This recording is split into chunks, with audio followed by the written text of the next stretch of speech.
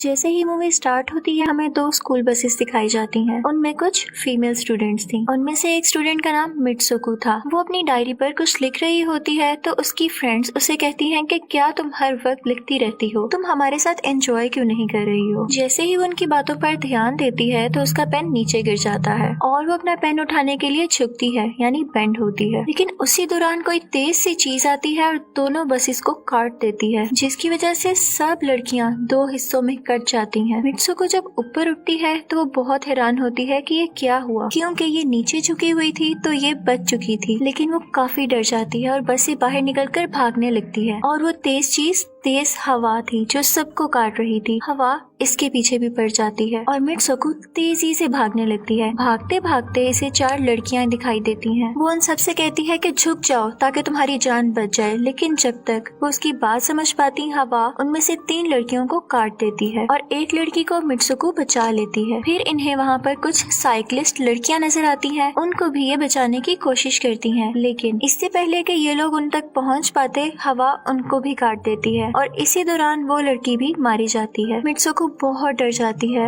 और डर में इधर उधर भागने लगती है कि फिर वो एक नदी के किनारे पहुंच जाती है। वहाँ पर जाकर वो अपना मुंह हाथ धोती है जिस पर बहुत खून लगा हुआ था। वहाँ पर पहले से ही बहुत सारी डेड बॉडीज पड़ी हुई थी जिनको हवा ने काट दिया था। वहाँ से वो एक डेड बॉडी के कपड़े लेती है और चेंज कर लेती है। फिर सीन चेंज होता है और हमें दिखाया जाता है कि मित्सुको चलते चलते एक स्कूल में आ गई है जहाँ पर और भी बहुत सारी फीमेल स्टूडेंट्स हैं। उनका यूनिफॉर्म मित्सुको के यूनिफॉर्म से चेंज था, यानी वो उसके स्कूल की स्टूडेंट्स तो नहीं थी। वहाँ पर एक लड़की मित्सुको के पास आती है और कहती है कि तुम कैसी हो। वो दरअसल उसकी बेस्ट फ्रेंड थी। लेकिन मित्सुको उससे पूछती है कि क्या तुम वाकई ही मेरी बेस्ट फ्रेंड हो, क्योंकि उसे कुछ समझ नहीं आ रहा था कि ये हो क्या रहा है। यहाँ पर हमें दिखाया जाता है कि मित्सुको और उसकी बेस्ट फ्रेंड काफी हद तक एक दूसरे से प्यार करती हैं। फिर अचानक से हवा का झोंका आता है और मित्सुको डर कर स्कूल की बिल्डिंग के अंदर चली जाती है। उसकी बेस्ट फ्रेंड को कुछ समझ नहीं आ रहा था कि ये हो क्या रहा है। वो उससे पूछती है कि मित्सुको तुम इतना स्ट्रेंज बिहेव क्यों कर रही हो, तुम्हें हो क्या गया है। मित्सुको से बताती है कि मैं नहीं जानती कि वो मेरा ख्वाब था या सच, लेकिन मैंने देखा है कि हवा का झोंका सब लड़कियों को काट गया है। ये सुनकर उसकी बेस्ट फ्रेंड उसे खिड़की के पास ले जाती है और अपना हाथ बाहर निकाल कर कहती है कि ये देखो, ये एक हवा का झोंका है और कुछ नहीं, रोज की तरह ऐसी ही हवा चल रही है। इस पर मित्सुको की परेशानी थोड़ी कम होती है और उसे लगता है कि शायद वाकई ये मेरा ख्वाब हो सकता है। उसके बाद मित्सुको की बेस्ट फ्रेंड अपनी और 2 दोस्तों को लेती है और क्लास बंक करने का प्लान बनाती है। जैसे ही ये चारों क्लासरूम से बाहर आ रही होती हैं तो इनकी टीचर भी आ जाती है और इनको देख लेती है। लेकिन ये चारों वहाँ से तेजी से भाग जाती हैं और इनकी टीचर पीछे ही रह जाती है। वो चारों भागते भागते एक लेक पर आ जाते हैं। वहाँ पर मित्सुको की बेस्ट फ्रेंड बाकी फ्रेंड्स को भी उसके ख्वाब के बारे में बताती है। तो उनमें से एक लड़की भाग जाती है और कहती है कि हो सकता है कि ये सच हो, जैसे मिरर वर्ल्ड होती है और वहाँ पर सब कुछ इस दुनिया से ऑपोजिट यानी उल्टा होता है। और ये कहते ही वो लेक में एक पत्थर फेंकती है और कहती है कि देखो, यहाँ तो मैंने पत्थर फेंका है, लेकिन हो सकता है कि दूसरी दुनिया में मैंने ऐसा ना किया। फिर अचानक से हमें दिखाया जाता है कि उनमें से एक लड़की को मगरमच्छ खा लेता है। लेकिन फिर वही फ्रेंड उनसे कहती है कि देखो, मैंने कहा था ना कि जो इस दुनिया में होता है वो उस दुनिया में नहीं होता और जो उस दुनिया में हो रहा है वो इस दुनिया में नहीं हो सकता। तो इसको भी उसी दुनिया में मगरमच्छ ने खाया है और यहाँ पर ये देखो बिल्कुल सेफ है और ये सिर्फ हमारा ख्याल था। उसी लेक के पास हमें एक बेड यानी बिस्तर लगा हुआ दिखाया जाता है। वो चारों लड़कियाँ उस पर से तकिए उठाकर एक दूसरे पर मारने लगती हैं और फिर हमें दिखाया जाता है कि दूर खड़ी 2 लड़कियां इनको देख रही होती हैं। उनमें से एक ब्राइड बनी हुई होती है और इनफैक्ट उन 2 लड़कियों ने आपस में शादी कर ली थी। फिर उनमें से उनको एक फ्रेंड बताती है कि हमें कुछ ऐसा करना होगा जो उस दुनिया में इम्पॉसिबल हो, क्योंकि हमारी किस्मत तो लिखी जा चुकी है और हम ही इसको बदल सकते हैं। फिर ये सब स्कूल वापस आ जाते हैं और नेक्स्ट लेक्चर लेने के लिए क्लास में चले जाते हैं। लेक्चर लेते हुए मित्सुको को जमीन पर एक तकिया पड़ा हुआ दिखाई देता है। वो उसे उठाने के लिए झुकती है कि उसी दौरान उनकी टीचर पूरी क्लास पर फायरिंग स्टार्ट कर देती है और जैसे ही वो तकिया उठाकर ऊपर देखती है तो उसकी क्लासरूम की सब लड़कियां मर चुकी होती हैं और यहाँ पर एक बार फिर से वो बच गई थी जैसे उसने अपने ख्वाब में देखा था। मित्सुको की टीचर उसके पास आती है और कहती है तुम्हारी हिम्मत कैसे हुई क्लास बंक करने की, अब तुम भी नहीं बच सकोगी। लेकिन इसके साथ ही उसकी बाकी 2 फ्रेंड्स भी आ जाती हैं और वो उसे वहाँ से लेकर भाग जाती हैं। लेकिन दूसरी टीचर उसकी उन दोनों फ्रेंड्स को भी मार देती है। जितने भी स्टूडेंट्स की जान बच गई थी, मित्सुको उनके साथ बाहर भागती है, लेकिन स्कूल की टीचर्स मुसलसल उन पर फायरिंग कर रही थी। जैसे ही वो वहाँ से निकलती हैं, तो जो बाकी बची हुई स्टूडेंट्स होती हैं, हवा उनको काट देती है। मित्सुको यहाँ पर फिर से अकेली रह गई थी और इसके बाद वो भागकर एक रश वाली जगह पर आ जाती है और फिर पुलिस स्टेशन जाती है।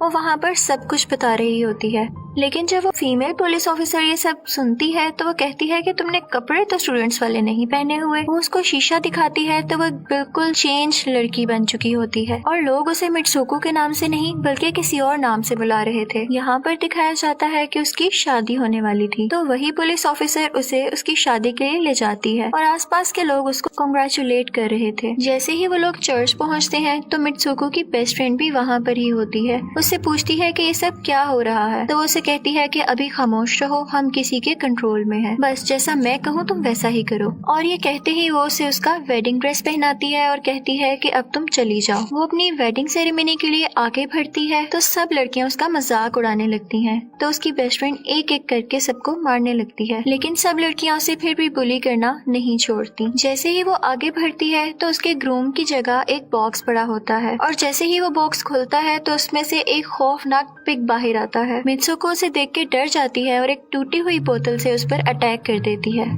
और फिर मित्सुको और उसकी बेस्ट फ्रेंड चर्च से भागते हुए बाहर आ जाती हैं। यहाँ पर भी 2 लड़कियां इनको रोकती हैं, लेकिन उसकी बेस्ट फ्रेंड इन्हें मारकर भाग जाती है और मित्सुको दूसरी साइड पर आ जाती है। चलते चलते जब वो मिरर में खुद को देखती है तो यहाँ पे वो फिर से एक और चेंज लड़की बनी हुई थी। वहाँ पर रेस हो रही होती है और कुछ लड़कियां इसके पास आती हैं और फिर से किसी और नाम से बुलाकर कहती हैं कि तुम तो बहुत अच्छी रेसर हो, तो तुम भाग क्यों नहीं रही हो। और जब वो भागना स्टार्ट करती है तो खुद में भागने की एनर्जी फील करती है और रेस जीतने की पूरी कोशिश करती है। वहाँ पर इसे अपनी डेड फ्रेंड्स भी नजर आती हैं जो कि स्कूल में मारी जा चुकी थी और इसकी बेस्ट फ्रेंड भी वहाँ पर आ जाती है। लेकिन भागते भागते ये लोग नोट करते हैं कि वही पिग और वो औरतें जिन्होंने इनको चर्च में रोका था इनकी तरफ आ रही थी। तो रेसर्स इससे कहती हैं कि तुम यहाँ से चली जाओ, इस दुनिया से बाहर चली जाओ। वो भागते भागते एक अंधेरी जगह पर आ जाती है। वहाँ पर कुछ स्टूडेंट्स होती हैं जिन्होंने यूनिफॉर्म पहना होता है और वो मित्सुको की तरफ आती हैं और कहती हैं कि हम सब भी मरे हुए हैं और तुम्हें भी मार देंगे। लेकिन तभी मित्सुको की बेस्ट फ्रेंड वहाँ पर आती है और कहती है कि तुम इनके जाल में मत फंसना, तुम अपना असली नाम बार बार कहो। और इसी के साथ उसकी बेस्ट फ्रेंड आ जाती है और उसे जोर जोर से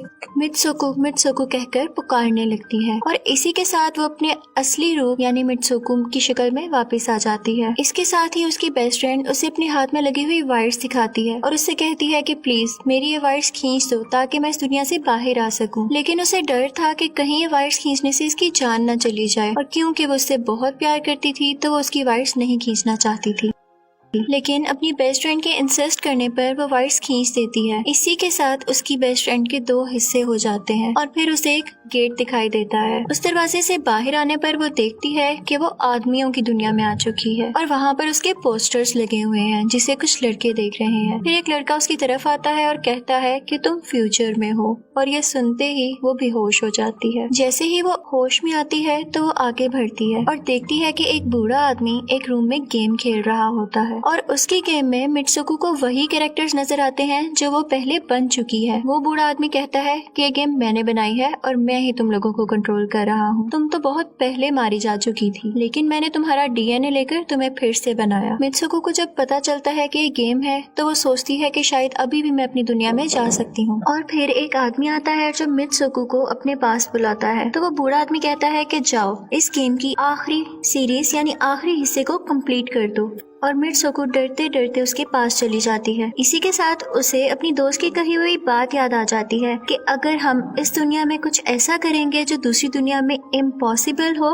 तो तुम इस गेम से बाहर आ जाओगी। और इसी के साथ वो उस आदमी का गला दुबा देती है और कहती है कि बस करो अब हमारे साथ खेलना। फिर वो उस बूढ़े आदमी की छड़ी उठाती है और अपने पेट में दे मारती है, जिससे उसकी डेथ हो जाती है। और बूढ़ा आदमी ये सोच भी नहीं सकता था कि मित्सुको ऐसे कर सकती है और इससे उसकी डेस्टिनी चेंज हो गई थी। वो इस दुनिया में यानी गेम में तो मर गई थी, लेकिन असली दुनिया में वो अभी भी जिंदा थी। फिर दिखाया जाता है कि मित्सुको के बाकी कैरेक्टर्स भी अपने आप को किसी न किसी तरीके से मार लेते हैं। अब वो सब के सब गेम का पार्ट नहीं थे। फिर हमें मित्सुको दिखाई जाती है जो कि एक बहुत बर्फीली जगह पर लेटी होती है और अब वो असली दुनिया में आ चुकी थी और सब कुछ खत्म हो चुका था। यहाँ पर वो बिल्कुल सेफ थी और इसी के साथ मूवी एंड हो जाती है। Thank you for watching.